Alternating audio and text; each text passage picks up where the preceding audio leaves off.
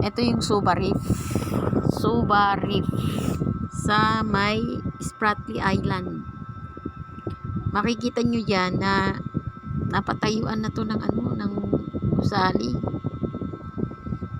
Nakita nyo? Ayan na yung mga gusali niya.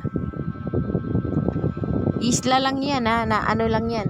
Kaya sinabing fake island dahil ang gumawa na yan ay tao.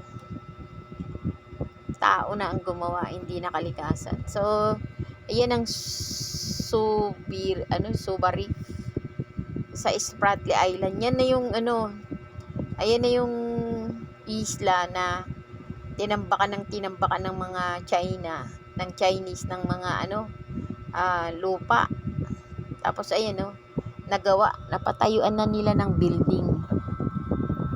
Yan yung inangkin nila, ginahaman nila sa atin. Yan, yung building na yan, Suba Reef, Subi Reef. 'Di ba?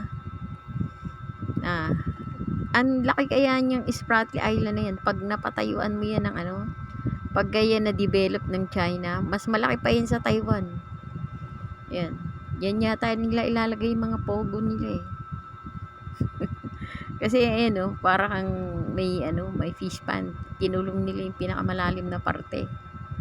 Oh, tingnan mo, ang ganda, 'di ba? Tourism talaga. Pero balita ko, military daw yun. Military bases. Pero palagay ko hindi yan military bases. Parang pogo yan eh. Oh. Yan ang Subi Reef. Pangalawang ko na to, video. Yung una to, meron tong sound inalis eh. Painis. Ayan ang Subi Reef.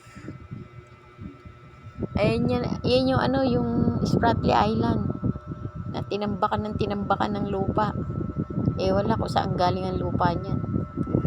Kung sa China ba o sa Palawan. Mo, kung ganyan sana ang gawin nila sa ganyan sana ang gawin nila sa Bulacan. Kasi ang Bulacan ngayon lubog na.